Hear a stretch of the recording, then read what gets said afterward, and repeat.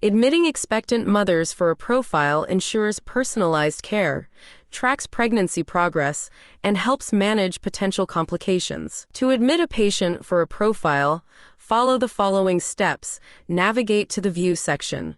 In the drop-down, select Pending Delivery. You can then filter the dates as needed to access the patients within the desired period. Then click View. In the View window, select the desired patient as shown. If the list is long, you can use the search feature. Click the Actions tab and select Admit from Profile.